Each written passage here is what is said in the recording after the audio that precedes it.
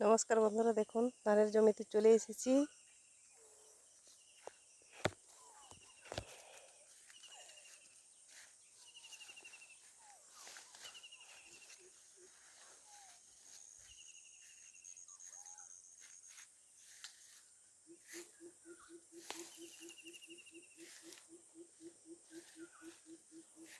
দেখুন কি রকম ধান হয়েছে।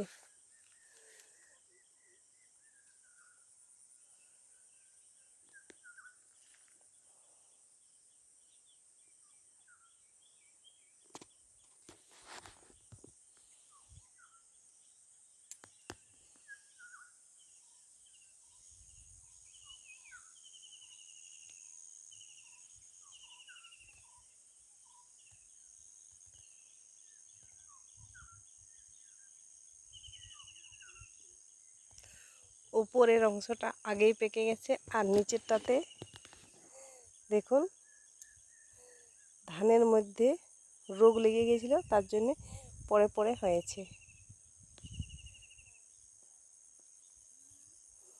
কিছু ধান কাটার মতন হয়ে গেছে, আর কিছু এখনো দেখো মধ্যখানে এখনো সবুজ রয়ে গেছে।